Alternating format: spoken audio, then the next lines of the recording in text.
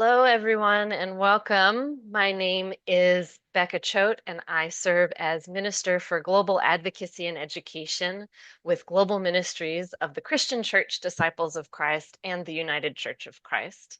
Welcome to Wednesdays with the World, a United Church of Christ webinar series. This series highlights the ways in which the quest for justice is intersectional and global, providing opportunities for increased awareness of global concerns and highlighting opportunities for advocacy and action. Today's webinar is called Our Economic Leverage. And now I'd like to introduce my colleague, Dr. Peter McCary, Global Relations Minister for the Middle East and Europe, who will introduce our speakers and provide some opening remarks. Peter. Thank you, Becca. Good day and welcome to all of you to this special Wednesdays with the World webinar during our Keep Hope Alive campaign week. Today's webinar focuses on our economic leverage. This week's Keep Hope Alive campaign is a collaborative effort organized by the United Church of Christ's Office of Public Policy and Advocacy in Washington, D.C., and Global Ministries of the Christian Church Disciples of Christ and United Church of Christ. My name is Peter McCary, and as Becca said, I serve in Global Ministries as Global Relations Minister for the Middle East and Europe. And I want to offer a special thanks to the campaign's planning team, which is made up of the Reverend Michael Neuroth, the director of the UCC's Washington office, Helen Smith, the International Policy Advocate, and Hannah Santos, Communications and Campaign Specialist. All of them are in the UCC's Washington office. Also in Cleveland here, Rebecca Choate, Minister for Global Advocacy and Education, and Marcy Gansler, Mission Education and Communications Program Manager in Global Ministries. And a special thanks to Brooke Canada, our behind-the-scenes tech support. We all join in welcoming and thanking you for your participation today and throughout the week to walk with our partners through sustained accompaniment with programs like the Joint Advocacy Initiative's Keep Hope Alive, support for our partners' responses to the ongoing war and genocide in the Middle East, and advocacy with our elected officials to end the war and promote a long-term, just and durable peace. As Israel's current war on Gaza has continued for over 1 year and has escalated in Lebanon, Syria, Iran, and Yemen as well, more than 42,000 Palestinians have been killed, 100,000 have been injured, and thousands are unaccounted for. Most of the 2.3 million Palestinians in Gaza are suffering starvation, desperate for medical care, and are displaced from their homes and communities, which have been targeted and destroyed. More than 1.2 million Lebanese are also displaced from their communities, and the people there live under constant Israeli surveillance and threat. And Palestinians in the West Bank, especially but not limited to Palestinian refugee camps, have been under regular assault. West Bank settler violence has increased, and Israel's military occupation there has intensified. Our Palestinian and Middle Eastern church partners remind us, though, that history did not begin on October 7, 2023. It is a history that goes much deeper, spanning at least a century. The United Church of Christ and Christian Church Disciples of Christ have a long history of partnership and engagement in the Middle East, including among Palestinian Christian churches and organizations. Among our partners are the East Jerusalem YMCA and the YWCA of Palestine, and their Joint Advocacy Initiative, which initiated the Keep Hope Alive Olive Tree program in 2002. Both the YWCA and the YMCA were original signatories of the Boycott, Divestment, and Sanctions, or BDS, call by Palestinian civil society in 2005 that aims to end Israel's occupation and colonization of Arab lands and dismantling the separation wall, recognize the fundamental rights of the Arab Palestinian citizens of Israel to full equality, and respect, protect, and promote the rights of Palestinian refugees to return to their homes and properties as stipulated in UN Resolution 194. Churches have been engaged in encouraging and using our economic leverage to support justice in a number of contexts, including supporting civil rights and racial justice, labor rights and fair wages, opposition to apartheid in South Africa, and environmental justice. As people of faith, we support the use of consumer boycotts, divestment, and positive investment to seek justice and express solidarity. Both the UCC's General Synod and the Disciples' General Assembly have affirmed the use of economic measures such as these in the context of the struggle for justice in Israel-Palestine, including upholding the rights of Palestinians. United Church Funds, provider of investment management and planned giving services to UCC churches and ministries, is committed to socially responsible investment and engagement with corporations, including on issues related to climate justice and human rights. Today, we are privileged to have the chance to hear from two colleagues and partners who will address different kinds of economic leverage. Matthew Illian is Director of Responsible Investing at United Church Funds, a financial ministry of the United Church of Christ. In this role, Matthew collaborates with like-minded investors to use the tools of active ownership to advocate for a more just and sustainable world. Prior to working at United Church Funds, Matthew served for over a decade as a certified financial planner and worked in community development efforts in Richmond, Virginia, focusing on affordable housing, healthcare, and education. Matthew did his undergraduate work at the University of Virginia and received a master's degree in finance from the Johns Hopkins Carey Business School. Matthew is also the co-host of the Just Investing podcast. Muhanad al-Qaisi is a Palestinian refugee from a village called Beit Jabrin. His grandfather was forced to leave the family's original village in 1948. Muhanad lives with his family in the Dheisheh refugee camp in the city of Bethlehem. Muhanad holds a master's degree in development and emergency practice from Oxford Brookes University. He is a graduate of Bethlehem University, where he earned a bachelor's degree in social work and psychology. Muhanad has worked for 13 years in the Joint Advocacy Initiative of the YW and YMCA in Palestine as a project officer. The project he leads is called the Olive Tree Campaign, established to raise awareness internationally about the current situation in occupied Palestine. The campaign also helps local Palestinian farmers to maintain and protect their lands from Israeli confiscation. This year, Muhanad became the director of the Joint Advocacy Initiative. Matthew and Muhanad, welcome. We are grateful for your presence today. There will be an opportunity for questions, and Helen will moderate that. So please put any questions you have in the Q&A box, and please feel free to introduce yourself and where you are from in the chat. Matthew, would you be willing to start us off by introducing the issue of economic measures as employed by the United Church Funds?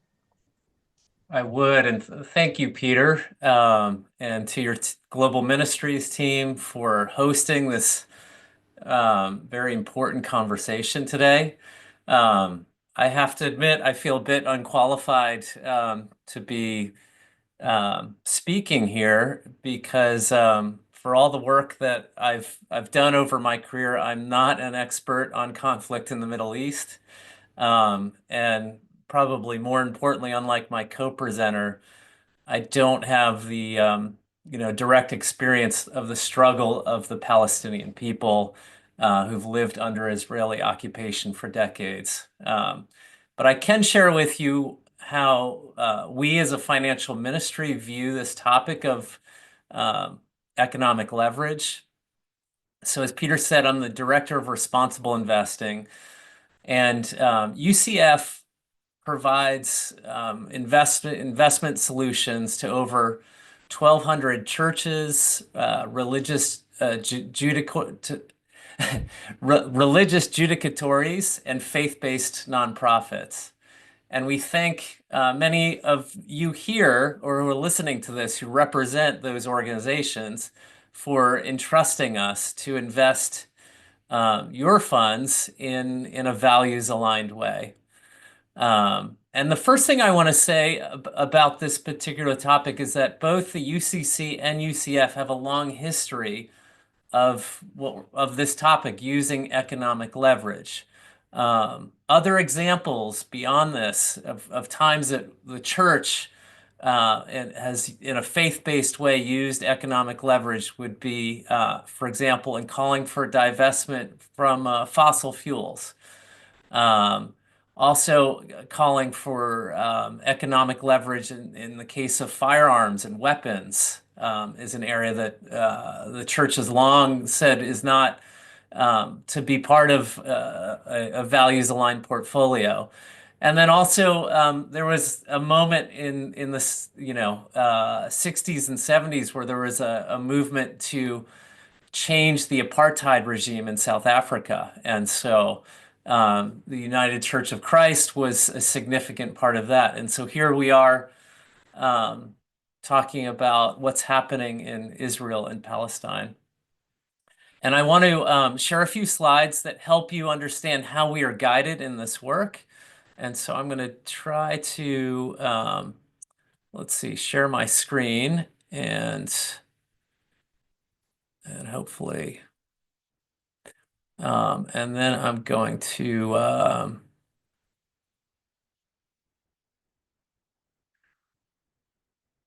and I need to switch. I'm sorry about this. I'm going to swap. Okay. So hopefully, Peter, are you seeing my, okay, full screen here. So thumbs up. Thank you. So the first thing I want to do is just talk about what inspires the way we look at economic leverage. And there's four components to this. The first we call the prophetic imagination. And this is really viewed through the historical resolutions of the United Church of Christ. And there have been resolutions on all of the topics I discussed earlier, on human rights, on weapons, fossil fuels. We also look at the practices of our ecumenical faith partners in this. And so when we're seeing that they're making movements to use economic leverage, that's often an inspiration for us. The UCC is also known to often be a first mover. And so I know we also, it works both ways, can inspire others in this work. We look at domestic and international laws, International Court of Justice, for example. And then lastly is a commitment to respond to and speak to a still speaking faith. Then next, I want to talk about the 5 tools that we have of economic leverage. And the first tool we have is, as investors, is in the type of managers that we choose to invest the money. So often we are hiring third-party managers, and we look for managers that have a shared values alignment to us, and that we believe can, take the values that we have written down and use that to guide the way they invest. We also are often looking, and maybe this is a kind of a more limited set of investments that we have, but in what we call impact first ventures. And so this is where an investment is specifically looking to make a tangible economic or social impact in the way that investment is kind of directed.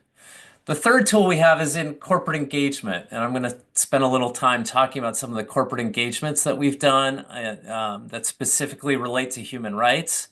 The fourth tool that we have is proxy voting, and this is where for every investment that we hold, we get to vote on who are the directors of a board, the pay of the CEO, and then on also social and economic shareholder, social and environmental shareholder resolutions that we can bring forward to these companies to address issues that we think that sometimes the executives aren't paying attention to. And then lastly, we have this divestment tool, which is where we screen out investments that are just not aligned. And I will say we're looking at adding one more tool. It hasn't been added to this graphic yet, but that's of public policy. We really see public policy going hand in hand with a just investing strategy. There are 2 ways that we look at the screening piece or divestment, and I want to share with you. In 1970, the UCC Executive Council approved a screening strategy that had these 2 circumstances. So number one, it's where corporate practices appear to be flagrantly in violation of Christian precepts as understood by the church, and where no social investment initiatives are likely to affect corporate strategy. So that's where we feel like we just can't have an impact. And then secondly, when we think the public, announcement that a church organization would not purchase a particular corporate stock for specific reasons would be projected to have a greater impact than investing in the stock and previewing an activist shareholder policy or strategy. So we're looking for, but when this is economic leverage. And to be honest, we have $1.2 billion, which is a lot of money across all of the churches and nonprofits. But in the big pool of the capital markets, that's a drop in the bucket. And so what we're often trying to do is figure out how can we use that small small part of the holdings to have the biggest impact. And I want to give a few examples. So I'm going to stop sharing for a minute here and just in talking about how we do some of our engagements, it's important for me to say that we really work with partners on all of this, because again, it's working in collaboration. We can have a much bigger impact than if we're just coming as a small shareholder ourselves. And through a lot of these engagements, our partner that we lean on the most is called the Interfaith Center on Corporate Responsibility, or ICCR. This is a group that was actually started during the South Africa apartheid divestment movement, and has brings together interfaith and values investors from across the United States and beyond. One example of where we're working with those partners to engage is in the military technology space. We're looking also, we've working in the travel sector and tourism, and specifically, the impact that companies have on the economics of occupied territories. And then also in the tech sector, focused on access to data and impact on human rights abuses. So let me give you a specific example. In the semiconductor industry, we're calling on all of the chip manufacturers, including NVIDIA, Texas Instruments, and others, Analog Devices, to do human rights audits so they can understand how their chips are being used. I mean, these are the chips that are powering the computers that we're using, but those same chips are also going into weapons, into autonomous, into drones, and have become part of the weapons technology. And so to give you an example, at a chip maker out of Massachusetts called Analog Devices, we engaged with them and asked them about their practices. How do they know where their chips are going? And we had evidence to say that sometimes some of these chips were being used in weapons and other technologies that were in conflict with the values that we hold. And they agreed with us that their efforts to track, how these are being used are maybe insufficient. And they also shared with us the challenges that they have in knowing, like, third party, where these chips are being purchased and how they're being used. So they agreed to have a third party independent auditor come in and provide an audit so they can understand all of the practices that they're using to know their customers, and not just their direct customers, but even how those are being sold on third-party retail sites. And so by the end of this year, we'll get the results of that audit will be done, and they have also agreed to enhance training for all their customers and for their staff. And so they've agreed to meet with us and with our coalition several times a year just to update us on that process. And so this was a situation where we felt like we have been able to influence the practices of this is a Fortune 500 company. And that's one that we're leading. Our partners are leading with some of the other semiconductor companies as well.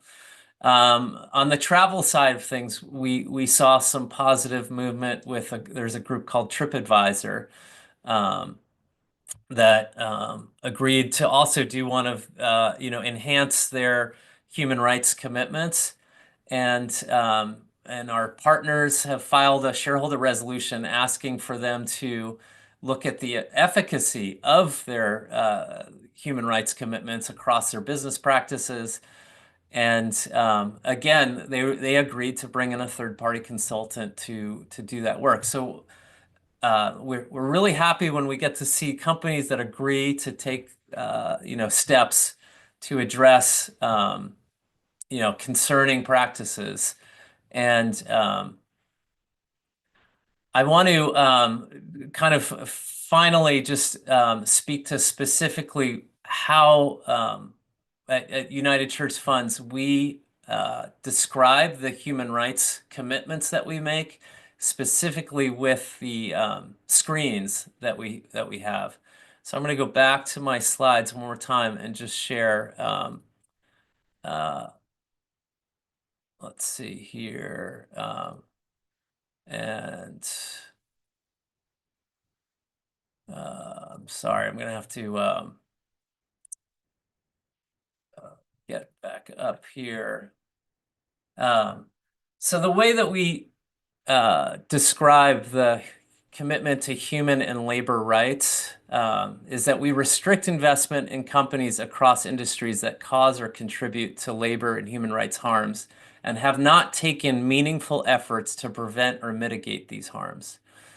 And this assessment uses research on conflict-affected and high-risk areas, rights-violating value chain partners, and business activities in compliance with domestic and international laws, sanctions, international humanitarian and human rights laws, mandatory human rights due diligence, and international normative frameworks. And I'm going to stop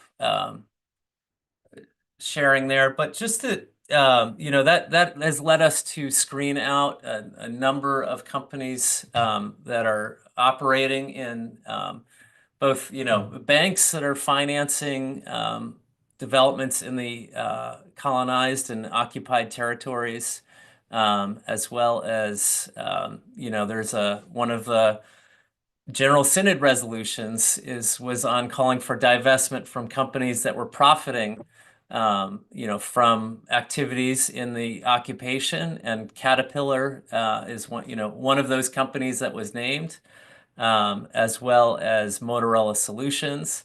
There were three other companies that were named that have since changed their business practices, and so one of the challenges is always kind of keeping up with the research in terms of activity that's happening. And so we rely on, again, third-party research.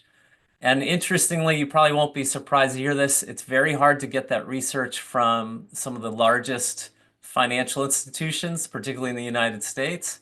And so we do rely on experts in human rights law and experts in particularly the Middle East as well. The last thing I just want to share is a few thoughts on what you as individuals can do. I mean, the work that we're doing is on behalf of churches and other organizations, and we are not investing on behalf of individuals. And I think the number one thing that you can do, and I hope my presentation made this clear, is to ask yourself and maybe your financial advisor, what human rights commitments do we have in the way that we're investing our money? And so I think if you have a 401k, that's a question, or a retirement plan, that's a question that you can ask your retirement plan provider.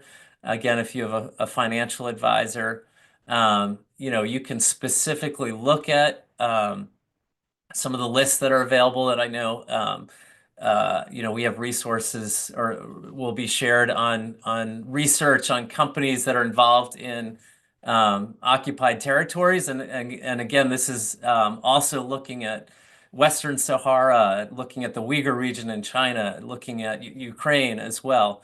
But I think, unfortunately, the finance world has convinced many investors, the majority of investors, that our values can be left at the door and we're just supposed to make as much money as possible.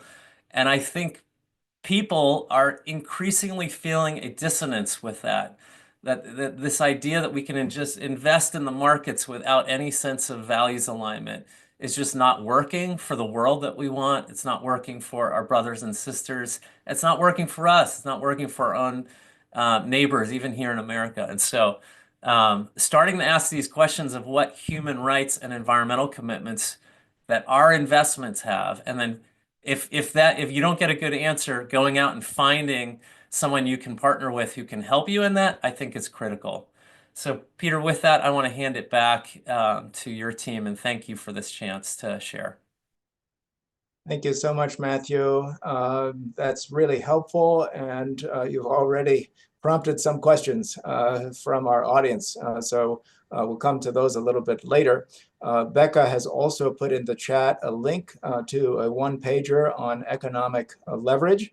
That briefing also reminds us that both the UCC and the Christian Church Disciples of Christ have affirmed the use of economic measures and the right to use economic measures, engaging in social justice causes, and particularly in the Israeli-Palestinian context as well. So the UCC first passed a resolution in 2005 on the use of economic leverage, and then reiterated that in General Synod in 2015. When it passed a resolution urging socially responsible investment practices and also urging the church to take actions toward a just peace in the Israeli-Palestinian context. The Christian Church Disciples of Christ affirmed at its General Assembly in 2017 its commitment to responsible investment generally, and in a resolution named Compelled to Witness in 2023, the Assembly asserted the right to use economic measures in the context of Israel-Palestine. So we can, I urge you to study those resolutions if you're not familiar with them already. So thank you again, Matthew, and remind the audience just to put any questions you might have in the question and answer box. Muhanad, would you share with us about the Keep Hope Alive tree planting program of the Joint Advocacy Initiative of the East Jerusalem YMCA and the YWCA of Palestine? Sharing perhaps something about the circumstances in the West Bank for farmers today and the impact of the program so far. And we should note that it is currently olive harvest season. So looking forward to hear your remarks as well. I can start at least with the olive harvest because it's the most important issue that we are dealing with today. As you may all know, a lot of olive trees are planted, or the Israeli build their settlement near the olive trees in the West Bank. And many of the farmers, they are not able to reach to the areas where their trees are. So a lot of farmers, they own olive trees in the areas where the Israeli settlement was built. And with the start with olive harvest, many attacks by the Israeli settlers and by the soldiers on the Palestinians. At the YMCA and YWCA, the Joint Advocacy Initiative, we already started not even only to send people to help out, but today we distributed 340 first aid kits on the farmers. So my team went all the way to the north to distribute these kits for the farmers because the urgent need that what we want now is that there is a lot of people being injured by the Israeli settlers, and all what they need is just a treatment on the spot. So the olive harvest, unfortunately, this year and last year, we were not lucky, or there was no, happiness around the olive harvest. It's a cultural, occasion for Palestinians. Even the schools take off during the olive harvest. The olive trees for Palestinians means a lot, especially the olive harvest. The trees witnessed the Palestinian struggle since many years, like since tens and hundreds of years. Palestinians have been struggling to maintain their lands, and the olive tree was one of the trees that witnessed the resistance and the sacrifice of the Palestinians. And we inherited these trees from our, grandparents, and it's our duty to keep it. Unfortunately, since 1967, Until today, the Israeli occupation uprooted and destroyed more than 1 million olive trees in the West Bank, replacing all these green areas into concrete settlement and bringing all the settlers from Israel to the West Bank so they can live in the West Bank among us. That made the situation in the West Bank very hard for Palestinians to practice their life as any other place. Israel have been promising Palestinians to give them a state according to Oslo record, but since 35 years, we're only witnessing Israel moving people from Israel, bringing them to the West Bank where we actually live. So they share the water with us, they share the streets, they share, the land, and they always attacking Palestinian. Since October 7, all the eyes on Gaza, like went to Gaza. And of course, the situation on Gaza is horrible. It's beyond imagination what's happening to people. Every day we watch, every day we talk to our, friends and people in Gaza.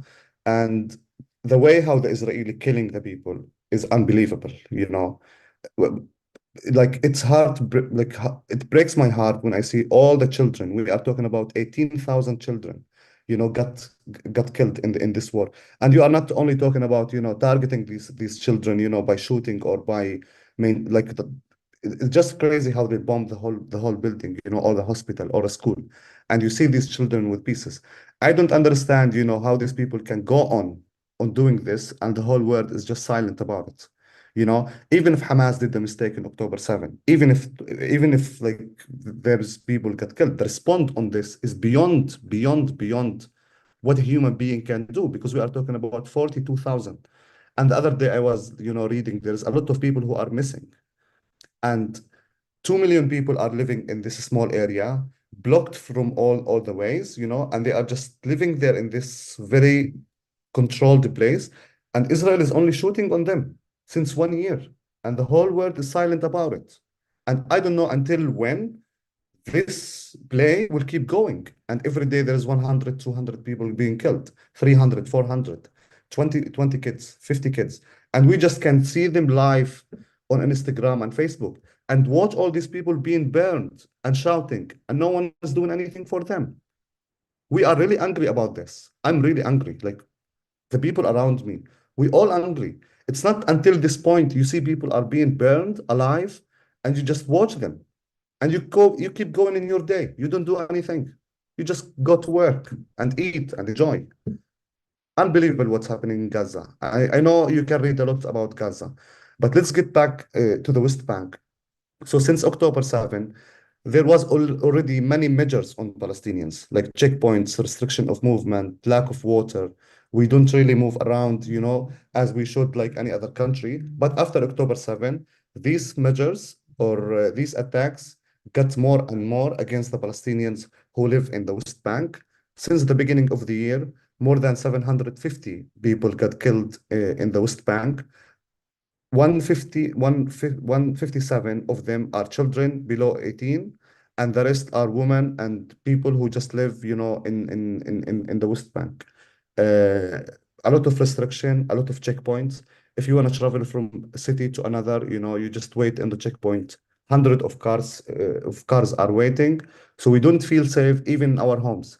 I live in a refugee camp, and my camp regularly get raided by the Israeli soldiers every couple of nights. They come at 2, at 3 a.m. They come with 40 or 50 soldiers, raid the whole camp, shoot tear gas, shoot on our houses. We don't really sleep almost. Like we go to work in the morning without like sometimes, without any sleep because we are worried. So far, they arrested since October 7 until today more than 6,000 Palestinians. And many of my friends got arrested as well. And after 6 months and after 7 months, now they are being released. The average of the people who get arrested is to lose about 25 kilograms of their weight. In the Israeli jails, the situation is really horrible, unbelievable. There is a lot of diseases started with the skin. So when they come out, there's a lot of diseases. They don't give them medicine. They are not allowed to do phone calls. The lawyer not allowed to visit them. They are locked in the room. There's no blankets. There's no mattresses. Very little food, and they let the dogs come inside their rooms and just attack them.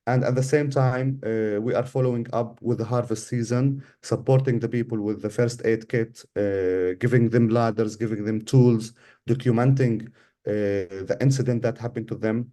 And at the same time, we work with some legal organization to give them legal aid about how to practice in case if there is any attack.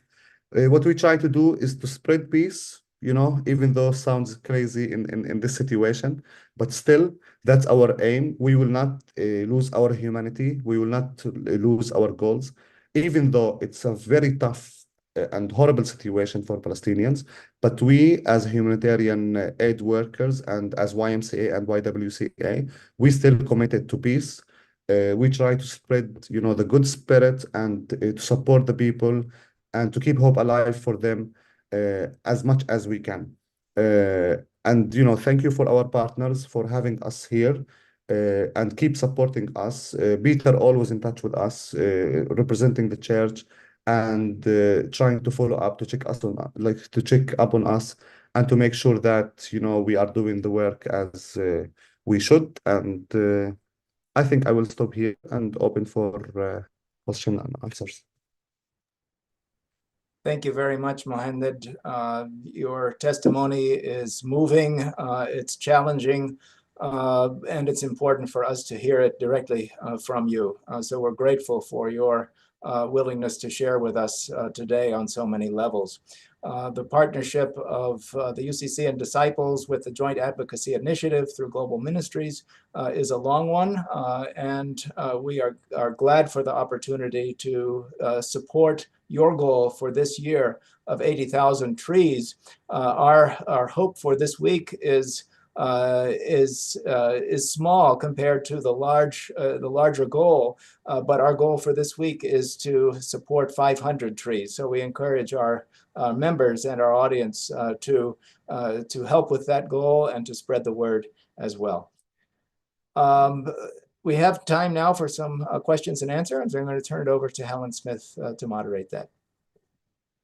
Thank you so much, and just such appreciation for both Matthew and Muhanad for sharing with us, for helping us on actions that we can take, and we have some great questions from the audience. So our first question is for Matthew.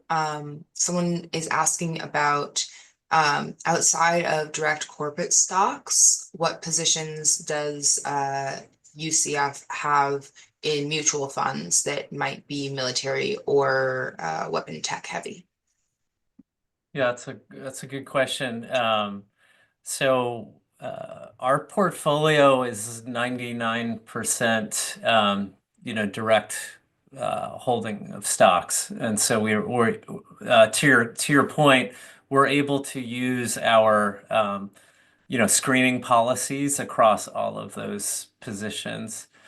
We do have some small mutual fund holdings, and in those cases, I know there's a commitment to not invest in weapons.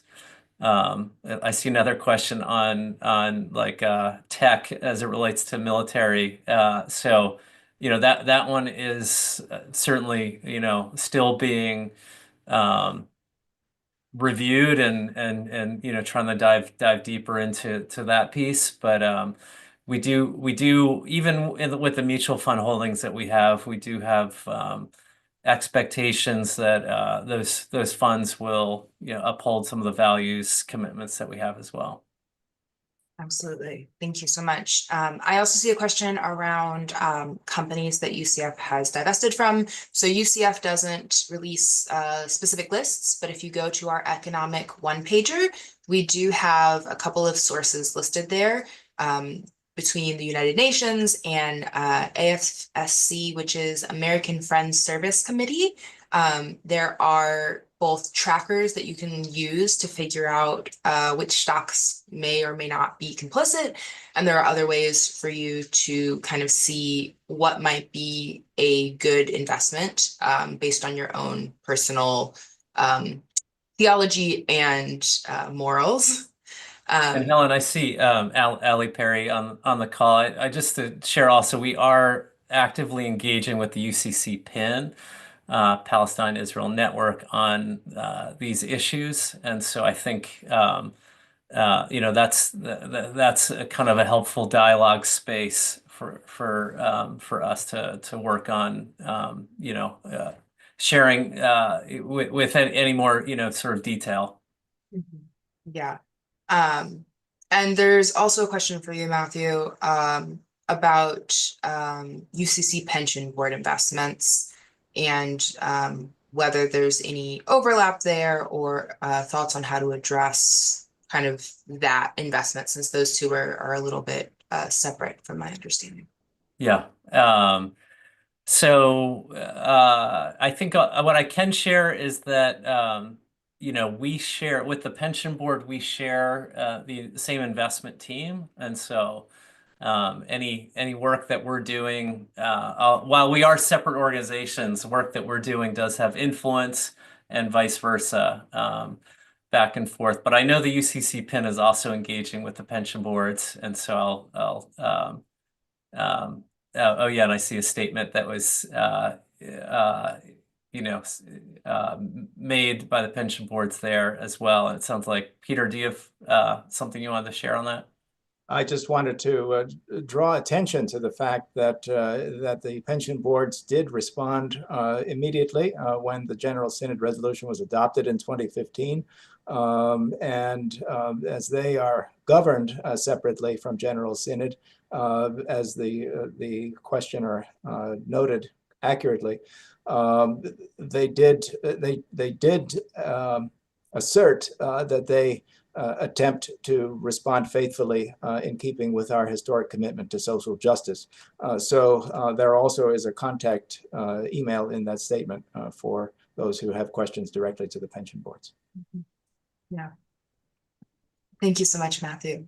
And for Muhanad, so a question around with the rise of this settler violence that's happening not only this past year, but in recent years as well.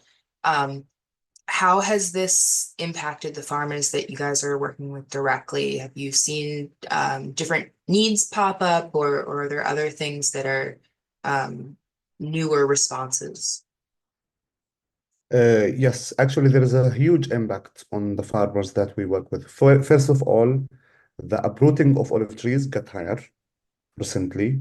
So settlers come and burn trees and destroy them and cut them off. So that will impact their income, they will impact their accessibility to the land by itself. What the settlers also do is that they attack the village, where Palestinians are living. There's a lot of communities we work with. They are isolated from the city and they live, in the middle of the nowhere, near the trees. That's the farming, life. So settlers attack also them physically. And that causes like a big harm for the trees and for the farmers and for the kids, and they are terrified by this action. What we try to do is to guide them what to do in these circumstances, and what to do. So we send our teams either from my office or the other offices to give them psychological support. So they do group working with them, with the whole family, the kids and the mother and the father, and or like they do just like a group of women or children, and they give them different services how they can face this, stay strong, and not to be afraid anymore, and to give them some treatment. We also get back with these farmers with the new trees. So whenever uprooted trees, whenever it's uprooted, we make sure to give them again and again.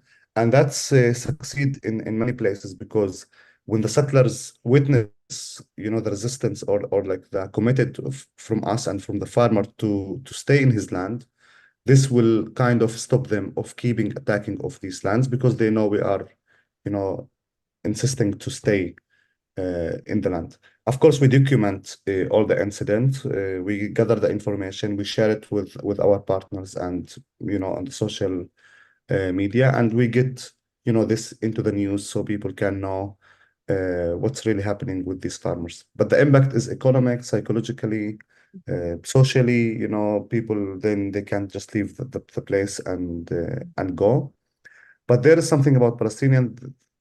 They like they stay in the land. They can handle this, even though if they lose a lot, but they're still, attached to the land and they are strong facing this. Sometimes we learn from them, and sometimes we have to support them. So we sometimes learn also from this strength that they have.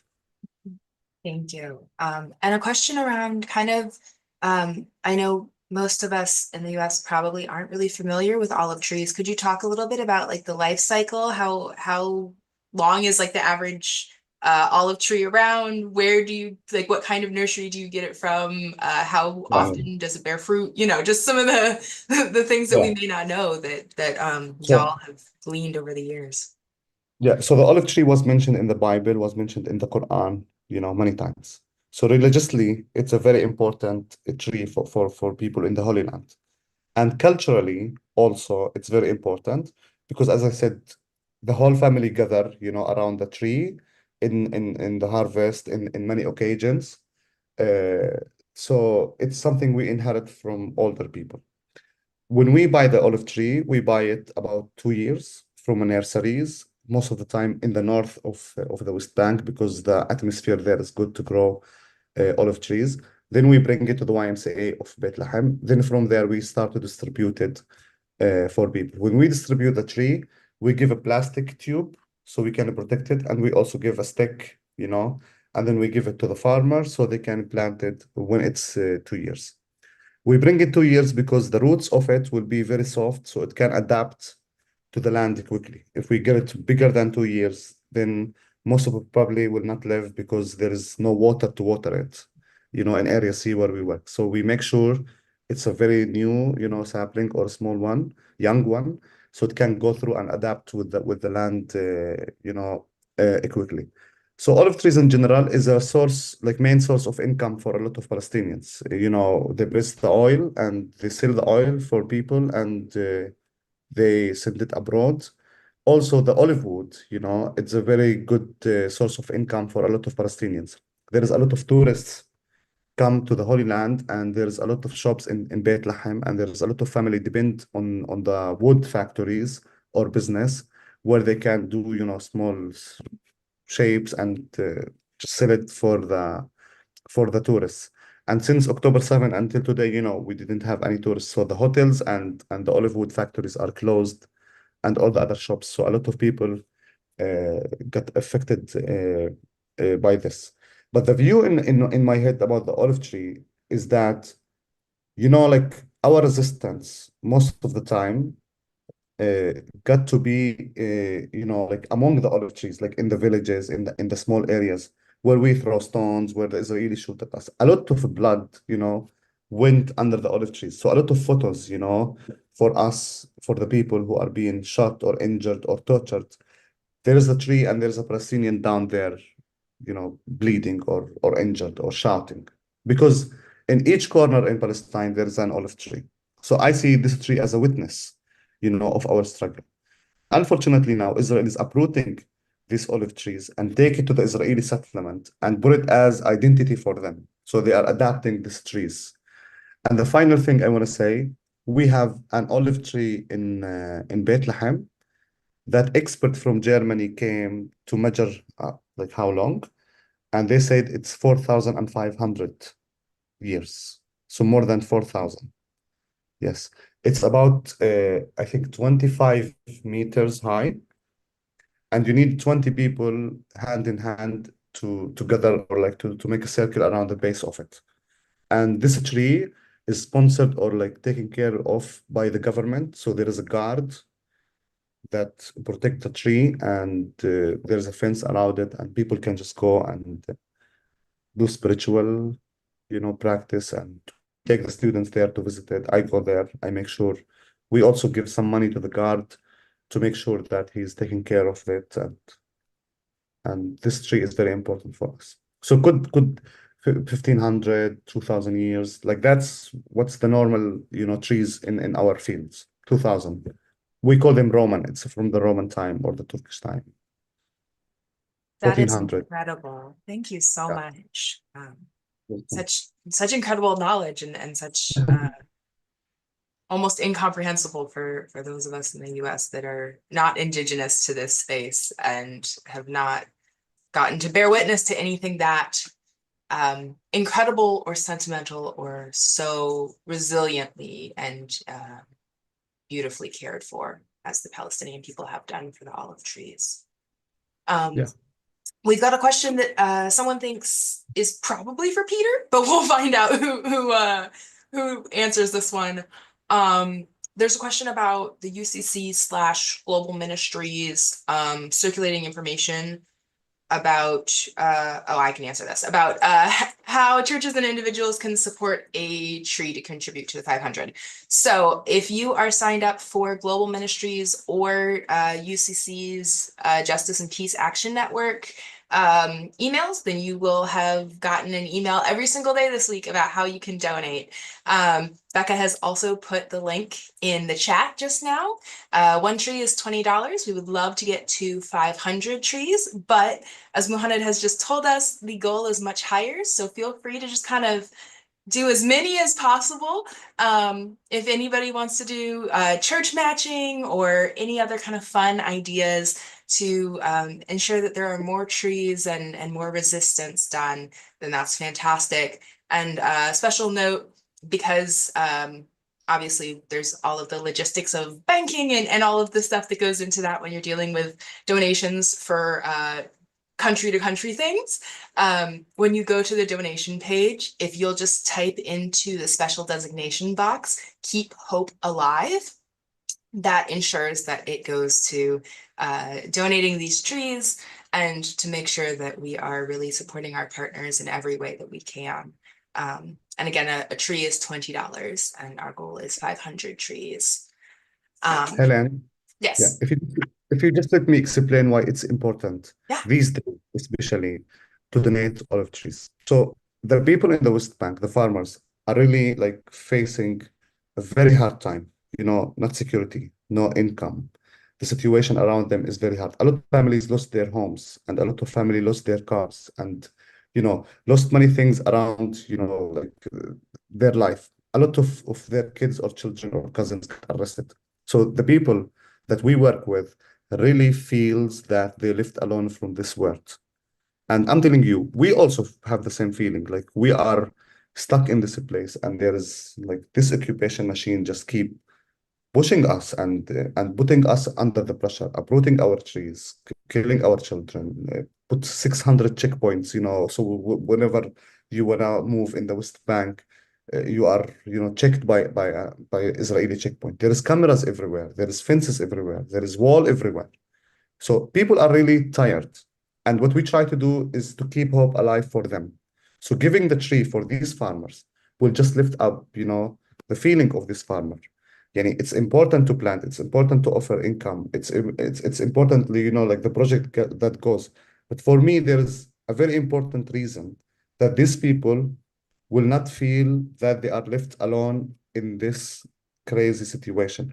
And I know that there is many people outside, like you and many other people, they would love to do something, but they don't know how to do it as a person or as an individual. So this is an opportunity for you, just to feel that you are doing good, because giving also is a nice feeling, and receiving from these farmers, and they know that, okay, the UCC donated these 500 olive trees and they feel with you today. People from America that they don't know you personally, but they believe in your suffering. They want to give you today something. And that's the idea behind giving these trees to the people. So they don't feel that humanity is done or like finished in this globe. That's what we're trying to do now, to focus more on the psychological and the feelings of these people, more than the actual tree by itself and where it will be planted, which is also still important, but that's what's behind it, actually. Yeah. And I think that's the perfect way to end the exact sentiment that we're going for with this week, with this campaign. And I'll pass it to Peter, but just one also reminder, as this has been an ongoing campaign and place of nonviolent resistance for the people of the West Bank and Palestinians for the past 20 years. Even after this week, even after this month, please do continue to donate, to continue to keep this in your mind, especially as Christmas season comes up and you're looking at where to use your economic leverage. This is an ongoing fundraiser that happens all year round. And so it is always an opportunity to go and to support the Palestinian people, not just this week when we are highlighting it. But I'll pass it to Peter. Thank you, Helen. And a special thanks to Matthew and to Muhanad today for your presentations and for your sharing. And Muhanad for this very compelling invitation to support the Palestinian people and offer this expression of solidarity. We do urge our audience to participate and to support the goal to reach the 500 olive trees this week and to share that with others. And also to check out the resource on economic leverage to see what companies and products you might consider avoiding.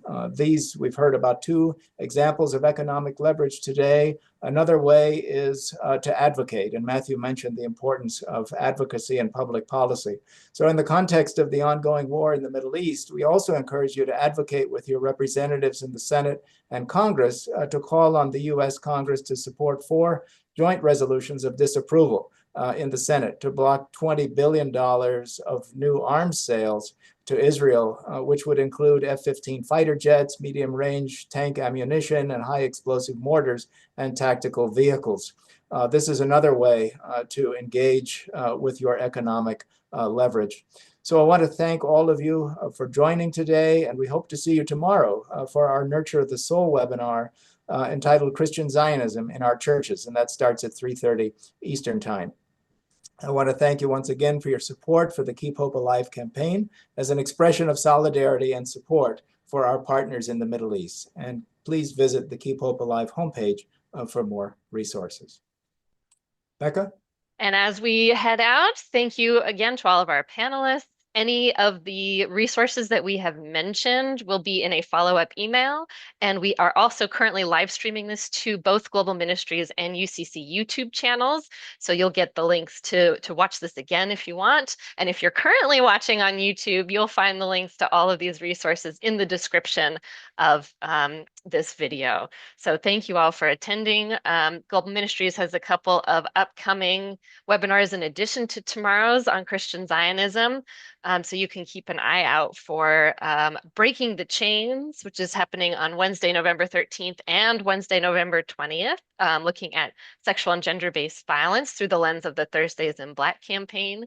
And then our mission coworker serving in Japan, Jeffrey Mensendik, is doing something called the Dignity Workshop, focusing on human dignity. And that will be on Thursday, November 14th and Thursday, November 21st. And you do need to attend both of those sessions if you are interested. And we will, again, send you links to register for all of this in our follow-up email.